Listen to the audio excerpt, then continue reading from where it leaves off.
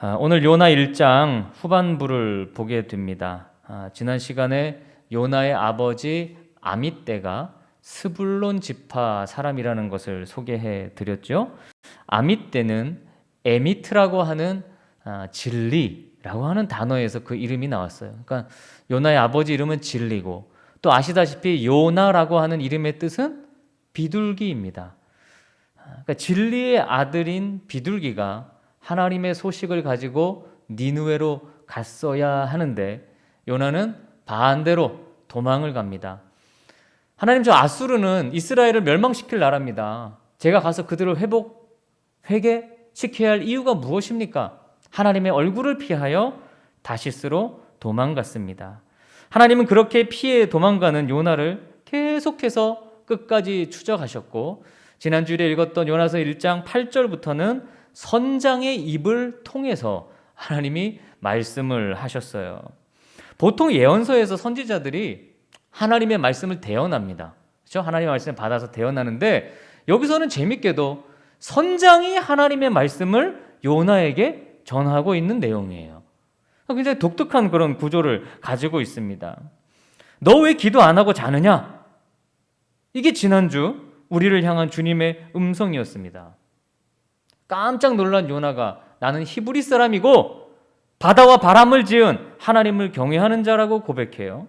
그리고 또 스스로 내가 하나님의 얼굴을 피해 지금 도망가고 있습니다.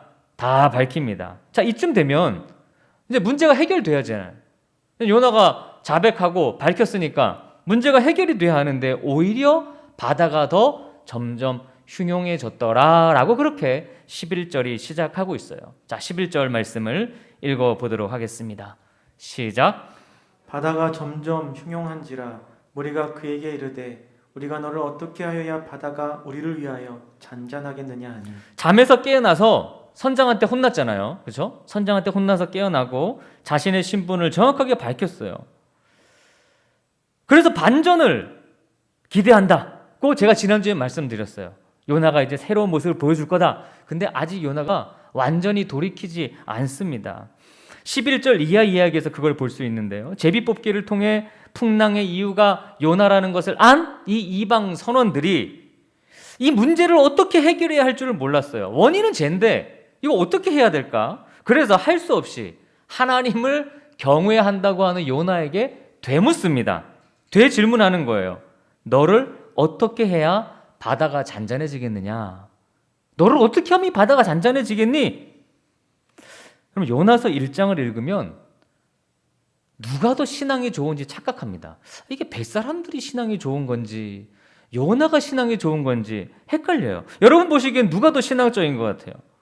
선원들은 요나가 믿는 그 하나님이 정말 바다와 바람을 만드시고 멈출 수 있는 분이란 걸 믿고 있어요. 점점 그렇게 되어가고 있는 거예요. 또 하나님이 진노하신 이유가 하나님의 얼굴을 피하여, 즉 하나님의 말씀을 반대로 불순종했을 때 이런 일이 일어난다고 하는 사실을 배우고 있어요.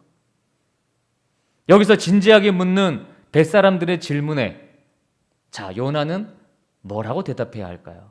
여러분 요나 이야기 너무 잘 아시잖아요. 어렸을 때부터 들으신 분들도 많잖아요. 자, 요나가 뭐라고 대답해야 될까요? 지금 선원들이 물었어요. 너를 어떻게 해야 이 바다가 잔잔해지겠니? 라면 뭐라고 말하는 게 100점 대답일까요? 원인을 분석하면 되죠. 그 원인을 해결하면 되는 거예요. 한번 여러분 요나가 되어보세요. 요나는 12절처럼 얘기하는데 과연 그 12절이 정답일까? 애당초 요나가 탄 배가 풍랑을 만난 것은 요나가 배를 타서라기보다는 요나가 하나님의 말씀에 불순종했기 때문입니다. 그러면 이 문제를 해결할 방법은 뭐겠습니까? 그 하나님의 말씀대로 순종하는 거죠. 순종하는 거예요. 요나의 대답은 이래야 됩니다. 저를 다시 예루살렘으로 갈 수 있도록 그쪽으로 배를 돌려주세요. 아니면 다시스에 가자마자 바로 나를 다시 이쪽으로 옮겨주세요. 저는 니느웨로 가야 됩니다. 내가 니느웨로 가는 것이 이 풍랑을 멈출 수 있는 유일한 길입니다. 라고 얘기해야 되는데 요나의 대답은 나 그냥 물에 빠주세요. 나 그냥 죽겠습니다. 요나는 안타깝게도 자기를 바다에 던지라는 죽음을 택합니다. 12절을 봅니다. 12절입니다. 시작. 그가 대답하되 나를 들어 바다에 던지라. 그리하면 바다가 너희를 위하여 잔잔하리라. 너희가 이 큰 폭풍을 만난 것이 나 때문인 줄을 내가 아노라 하니라. 하나님은 요나가 희생제물이 되어 바다에 던져지는 것보다 사실은 끝까지 하나님의 말씀을 준행하기를 바라셨어요.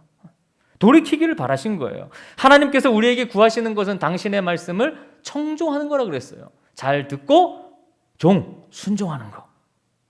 때로 사람들은 해결할 수 없는 그런 답답한 문제 가운데 또는 내가 저지른 엄청난 실수 가운데 자기의 죽음을 생각하기도 합니다. 죽음을 해결책으로 삼기도 합니다. 하지만 오늘 이 말씀을 듣는 분 중에 혹 죽음을 생각하는 분들이 있다면 여러분 요나서를 잘 들으십시오. 하나님의 뜻은 어떤 경우에도 사는 것이지 죽는 것이 아닙니다. 하나님은 우리가 살길 원하세요. 어떤 경우에도 말씀으로 돌이키는 것이지 삶을 포기하는 것이 절대로 아닙니다. 성경의 인물들도 추적해 오시는 하나님을 대항해 죽음을 선택하고자 했던 이야기들이 여러 군데 종종 기록이 되어 있습니다. 열왕기상 19장 4절에 보면 엘리야는 로뎀나무 아래에 앉아서 자기가 죽기를 원하여 이르되 여호와여 넉넉하오니 지금 내 생명을 거두시옵소서. 나는 내 조상들보다 낫지 못합니다 하고 죽으려고 했어요. 그 선지자가 스스로 죽으려고 했다고요. 얼마나 힘들면 죽는 것이 편하겠다는 거죠.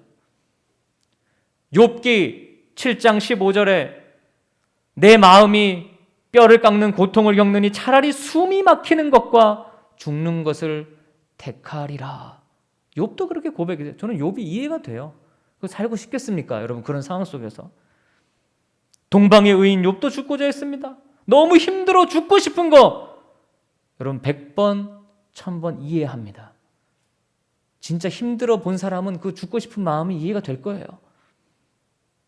그래도 하나님이 원하시는 것은 죽음이 아닙니다. 죽음이 아니에요. 하나님은 우리를 건지시는 분이에요. 예레미야도 예레미야 20장 18절을 보니까 어찌하여 내가 태에서 나와서 고생과 슬픔을 보며 나의 날을 부끄러움으로 보내는가 라고 고백하고 있어요. 너무 슬프고 너무 고생이 심해서 이것도 죽고 싶다는 얘기예요. 차라리 죽고 싶습니다, 하나님. 하지만 여러분 고생과 슬픔이 가득하다고 해도 죽으면 안 됩니다. 죽으면 안 됩니다. 하나님은 우리의 영원한 삶에 대한 매우 큰 그림을 그리고 계셔요. 지금 여기 순간에 매몰되어 있지 않고 하나님은 우리의 모든 것을 다 보고 계십니다. 우리에게 허락하신 인생 가운데 어떠한 고생과 슬픔이 있다고 해도 우리를 끝까지 생으로 삶으로 인도하시는 분이 하나님이에요. 여러분 하나님의 소위 빅픽처를 우리가 볼 줄 알아야 됩니다. 하나님은 큰 그림을 그리시는 분이에요. 우리는 지금 이 앞에 작은 그림만 보지만 하나님은 크게 계획하시는 분입니다. 곧 큰 물고기가 요나에게 등장해요. 자, 그 전에 아직 선원들과의 관계에서 모든 문제가 해결된 게 아니에요. 저도 워낙 어릴 때 들었던 요나 이야기가 그냥 뇌리에 박혀 있어서 그냥 바로 그냥 물에 던져서 물고기 뱃속에 들어가고 그런 줄 알았는데 요나서를 잘 읽다 보면 그 사이사이에 굉장히 많은 이야기들이 기록이 되어 있어요. 특히 선원들과의 복잡한 심적 갈등이 사실 요나서가 주는 메시지의 대부분이라고 할 수 있습니다. 선원들이요, 요나의 말을 듣고 곧바로 요나를 바다에 던지지 않았어요. 아, 너가 원인이냐? 너를 던지라고? 알았어. 이렇게 바로 하지 않았다고요. 자, 13절을 보겠습니다. 시작. 그러나 그 사람들이 힘써 노를 저어 배를 육지로 들리고자 하다가 바다가 그들을 향하여 점점 더 흉용함으로 능히 못한지라. 네, 그러니까 선원들은 어떻게 해서든지 요나를 희생시키지 않고 이 풍랑을 뚫고 나가고자 했던 거예요. 그 얘기를 다 들었음에도.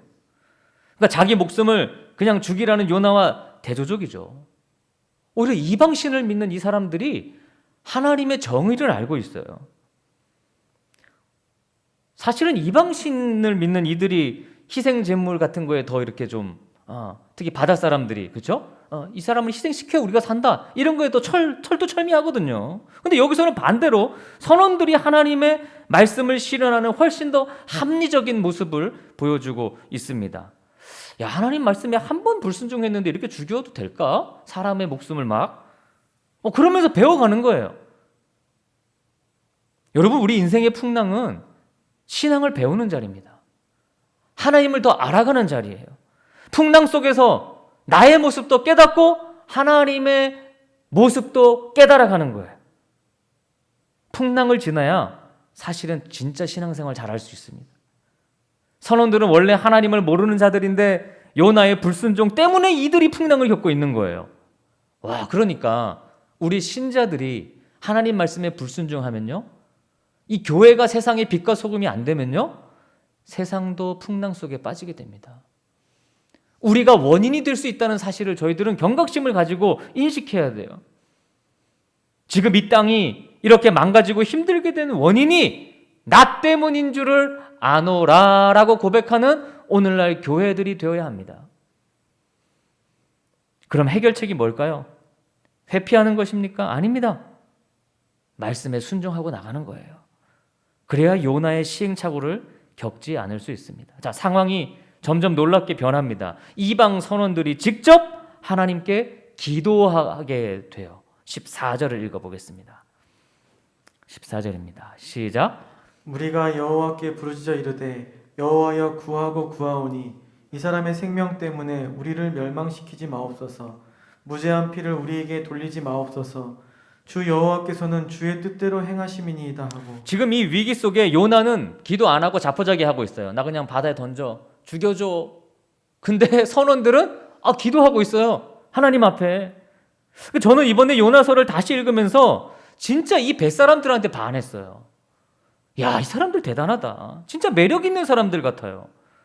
여러분, 정의의 하나님이라고 할 때 그 정의 속에 굉장히 중요한 부분이 하나가 뭐냐면 성경이 말하는 무죄한 자의 피를 흘리지 않는 것입니다. 가인이 아벨을 죽였을 때 하나님이 그렇게 얘기했어요. 네 동생의 무죄한 핏소리가 울린다.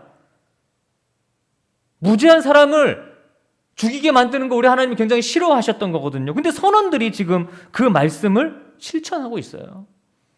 14절 마지막에는 주의 뜻대로 행하심이니이다 라고 고백해요. 그러니까 이제는 하나님의 뜻이 이루어지게 해달라는 정말 수준 높은 기도를 이들이 드리고 있어요. 그 또 이 사람들이 더 나갑니다. 자, 15절 16절 읽고 한번 설명해 볼까요? 15절 16절입니다. 시작.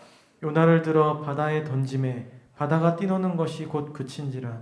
그 사람들이 여호와를 크게 두려워하여 여호와께 제물을 드리고 서원하였다. 네, 마지막에는 하나님께 제물도 드리고 예배 드렸다는 것이겠죠? 서원 기도도 했어요.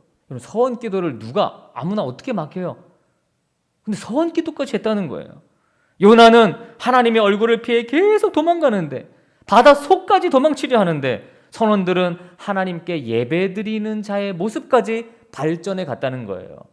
소위 이들이 글쎄 회심했다 이렇게 표현하기는 어렵겠지만 아무튼 그런 단계까지 나간 것입니다. 1장 4절부터는 선원들과 요나의 행동이 계속 대비되어 표현이 되고 있어요. 이게 요나서의 가장 재밌는 부분이에요. 요나서는 이방 선원들에 비해 요나가 얼마나 편협하고 얼마나 어리석은지를 보여주고 있어요. 오늘날 그리스도인들이, 교회가 오히려 훨씬 편협하고 하나님의 말씀에 불순종하고 있다는 것을 우리에게 알려주는 것. 여러분, 그 책이 바로 요나서입니다. 이상하게 그리스도인들은 자기들이 편협하다는 생각을 못해요. 그런데 여러분, 우리만큼 편협한 사람들이 또 없어요, 이 세상에. 되게 어리석은 사람들이 없다고요. 요나서가 그것을 너무도 우리에게 강하게 얘기하고 있어요. 그리스도인들의 해결책이 훨씬 하나님의 뜻에서 멀리 있을 수도 있다는 사실입니다. 그래서 예언서는 계속해서 세상을 통해 주시는 하나님의 목소리를 잘 들으라고 예언자들이 우리들에게 설교하고 있습니다. 이제 요나는 바다에 던져졌습니다. 다시스로 내려가는 배를 탔고 배에서도 배 아래로 내려갔던 요나는 이제 배 가장 밑으로 바다 가장 밑으로 내려갑니다.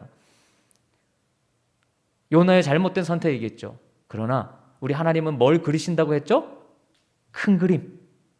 우리 사람의 잘못된 선택을 통해서도 하나님은 그 그림에 다 예비된 그림들이 있으신 거예요. 물론 제일 좋은 거는 뭐겠어요? 요나가 한 번에 가서 말씀을 증거하는 거겠지만 요나의 잘못된 선택에 따른 하나님의 또 준비된 예비 계획이 있다 없다? 있다. 여러분, 우리가 그 모든 하나님의 그림을 다 이해할 수는 없습니다. 내게 왜 이런 일이 일어났는지 하나님의 주권을 다 알 수는 없어요. 그저 우리는 하나님이 알려주시는 정도만 알아요. 그 정도만 이해하고 살아요. 풍랑을 보내신 것도 하나님이고 큰 물고기를 예비하신 것도 하나님. 그러나 우리 하나님은 반드시 뭔가를 준비하신다는 거. 17절입니다. 자, 시작. 여호와께서 이미 큰 물고기를 예비하사 요나를 삼키게 하셨으므로 요나가 밤낮 3일을 물고기 뱃속에 있으니라. 네, 여러분, 요나서의 저는 클라이맥스가 여기 같아요. 이 1장 17절. 1장 17절이 다음 주에 좀 설명을 드리겠지만 히브리 성경에는요 2장 1절로 돼 있어요. 양쪽에 다 걸쳐 있는 그런 본문이에요. 여러분 성경에도 그렇게 좀 비슷하게 되어 있을 것 같은데요. 요나는 바다에 던져졌지만 하나님의 큰 그림에 따라 다른 배에 올라탔어요. 그러니까 다시 쓸어가는 배처럼 화려하고 큰 배는 아니지만 돈을 낼 필요가 없는 잠수함이었습니다. 아마 인류 역사상 가장 먼저 잠수함을 타본 사람은 요나일 것 같아요. 그러니까 요나의 그 기분을 그래도 제일 많이 이해할 수 있는 사람이 우리 잠수함을 타는 우리 해군 장병들일 것 같아요. 저는 좀 부럽습니다. 수없이 삼켜지고 배 터지는 하나님의 역사를 가장 많이 경험했을 것 같아요. 저는 전역하기 전에 잠수함을 딱 3일만 한번 타봤으면 좋겠어요. 3일 항해. 더도 말고 딱 3일만. 그래서 다시 부활하는 느낌을 한번 경험해보고 싶은 유일한 그게 수단이거든요. 우리가 바다에서 풍랑을 만나도 두려워하지 않을 수 있는 것은 시편 46편 3절에 바닷물이 솟아나고 뛰놀든지 두려워하지 않는다는 고라 자손의 시를 통해 바로 어떤 경우에도 예비하시는 하나님을 신뢰하기 때문입니다. 이걸 믿지 못하면 여러분 참 크리스찬이라고 할 수 없어요. 참 크리스찬은 내게 어떤 상황이 현실 속에 닥쳐와도 그것 이후에 예비하실 하나님을 기대하는 사람들입니다. 오늘 본문 17절에서 가장 우리의 마음에 감동을 주는 단어는 큰 물고기도 아니고요. 3일 만에 그런 말도 아니고요. 예비하사라는 단어입니다. 예비하사. 여호와 이레. 준비하시고 예비하시는 하나님을 믿기 때문에 오늘의 고난을 견디는 것입니다. 짧은 요나서에는 예비하사라는 표현이 여러 차례 나옵니다. 오늘 읽은 17절에 큰 물고기를 예비하사, 4장 6절에 박널쿨을 예비하셨고 4장 7절에 벌레를 예비하사, 4장 8절에 동풍을 예비하사. 요나서의 주제는 예비하시는 하나님이에요. 예비하시는 하나님. 한번 따라해 보실까요? 예비하시는 하나님. 히브리어 마나라는 동사인데요. 특별히 선택받은 자라는 뜻을 담고 있어요. 그러니까 하나님이 여러분을 선택하셨다면 인생의 모든 순간 예비하고 계십니다. 우리의 계획이 무너진 그곳에 하나님의 예비하심이 시작됩니다. 인생의 풍랑을 만난 그 지점에서 하나님의 예비하심이 시작됩니다. 하나님은 요나를 위해 배를 예비하셨고 그를 통해 선원들의 회심을 예비하셨어요. 사람을 살리는 하나님의 예비하심이 있었습니다. 사랑하는 여러분, 내가 원하는 직장, 내가 원하는 자리, 내가 원하는 인생보다 중요한 것은 하나님의 계획과 예비하심입니다. 그게 더 중요한 것입니다. 그 신앙생활은 그 싸움 같아요. 그 싸움. 내가 원하는 자리와 하나님이 원하는 자리의 그 싸움인 것 같아요. 여러분, 하나님의 예비하심이 더 크다는 사실을 믿고 순종하시기를 주님의 이름으로 축원합니다. 하나님은 관심 없는 사람에게 고난을 주시지 않습니다. 그런 사람에게는 풍랑도 주시지 않습니다. 그냥 두어도 영원한 풍랑에 가기 때문이에요. 그러나 택한 자들에게 주시는 고난은 결국 우리를 살리시려는 예비하심 때문입니다. 요나 이야기는 우리에게 엄청난 표적을 보여주고 있어요. 표적하면은 여러분 생각나는 말씀이 혹시 없습니까? 요나서와 연관지어서 마태복음 12장 39절의 말씀입니다. 같이 읽어봅니다. 시작. 예수께서 대답하여 이르시되 악하고 음란한 세대가 표적을 구하나 선지자 요나의 표적밖에는 보일 표적이 없느니라. 우리 예수님도 요나의 표적에 대해서 말씀하셨습니다. 이 땅의 사람들은 표적을 구합니다. 때로 기적을 요구합니다. 뭐 좀 보여달라고 합니다. 교회 나가면 내가 하는 사업이 좀 팡팡 잘 터지게 해달라고 합니다. 그러나 우리가 보여줄 표적은 요나의 표적밖에 없다라고 예수님이 말씀하셨어요. 예수님도 수많은 기적을 행했고 수많은 이적을 행하셨고 구약 성경에도 홍해가 갈라졌다든지 불기둥 구름기둥이 있다든지 많은 선지자들 엘리야 다니엘 수많은 표적이 있지만 오직 예수님은 한 가지 표적만 얘기하셨습니다. 요나의 표적. 그것 외에는 내가 너희들에게 일러줄 것도 없고 보여줄 것도 없다고 말씀하셨어요. 이래서 요나서가 여러분 귀한 것 같아요. 요나서가. 이 요나의 표적이라는 것은 크게 세 가지를 의미합니다. 먼저는 죄인이 의인되는 돌이킴을 말해요. 죄의 길로 가던 요나가 의의 길로 돌이키는 거예요. 아, 불순종하던 자가 순종하는 것으로 돌이킨다 라는 그 표적을 얘기해요. 이거보다 중요한 것은 없다는 것을 말씀하는 거고, 또 하나는 우리가 잘 알듯이 바로 그리스도의 부활입니다. 예수님이 3일 후에 부활할 것이다. 그리고 또 하나는 이방 사람들도 구원하시는 하나님의 은혜가 있다. 그런 크게 세 가지 표적이 여기에 뜻이 담겨 있다라고 성경학자들은 해석합니다. 여러분, 이런 당연한 진리의 표적 외에는 세상에 보여줄 것이 없다고 하셨어요.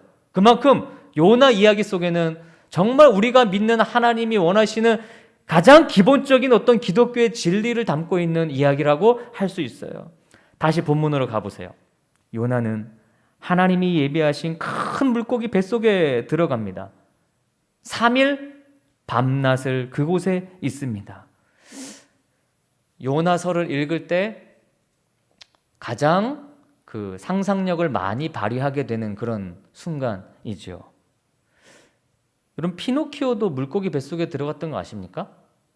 제 기억에 머리에 있는 그림은 그 피노키오 그림 동화 속에 피노키오가 물고기 뱃속에서 이렇게 불을 지피고 있는 그림이 저는 그게 자꾸 이렇게 연상이 돼요. 그러면서 상상력이 막 발휘되는 거죠. 과연 요나는 어떻게 물속에서 숨을 쉬었을까? 뱃속에, 물고기 뱃속에서 거기서 뭘 먹었을까? 물고기가 먹은 찌꺼기 남긴 걸 그걸 먹었을까? 추위는 어떻게 피했을까? 피노키오처럼 불을 지폈을까? 등등. 그곳의 환경은 어땠을까? 이런 상상력이 막 동원이 되는 그런 순간이죠. 이게 과연 근데 가능한 일일까? 가능할까?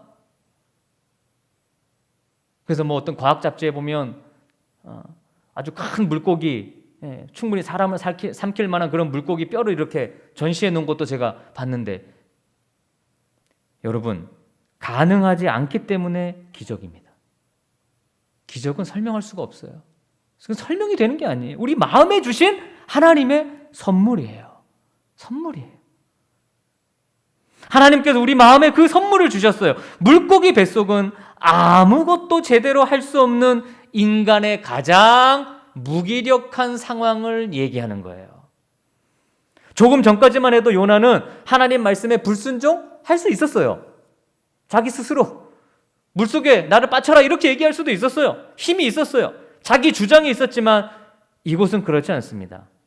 그럼 재밌는 이야기 하나는요, 김기성 목사님이 요나를 강의하실 때 얘기를 하시던데요, 원래 요나가 가야 했던 아수르의 니느웨, 아수르는 니느웨의 도시니까요. 니느웨가 아수르의 도시니까요. 그 아수르가 믿는 신들 중에서 가장 유명한 대표적인 신이 다곤 신입니다.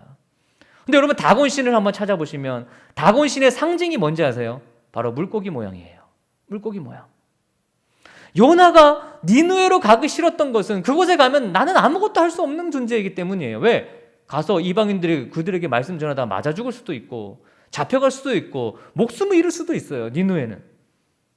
그런 물고기 뱃속과 같은 그곳에 지금 요나는 직접 다른 물고기 뱃속에 와 있는 거예요.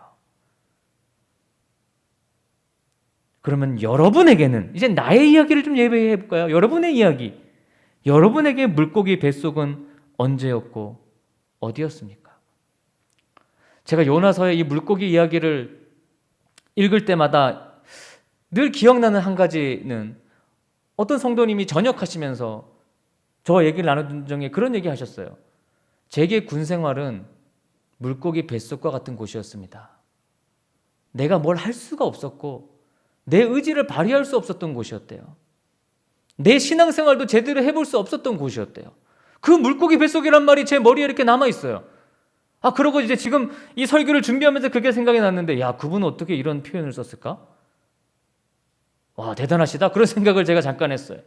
여러분, 우리의 무기력한 상황이 바로 물고기 뱃속과 같은 상황이에요. 내 뜻대로 할 수 있는 것이 하나도 없는 자리예요. 누구에게는 육체의 아픔 가운데 물고기 뱃속을 경험하셨을 것이고, 어떤 분들은 상실의 아픔 속에 물고기 뱃속을 경험하셨을 겁니다. 요나에게는 이게 3일이었지만 누군가에게는 수십 년일 수도 있어요. 3일은 꼭 3일을 얘기하는 게 아니에요. 여기 문학적인 상상력이 있는 거예요. 어떤 분들은 수년이 될 수도 있고요.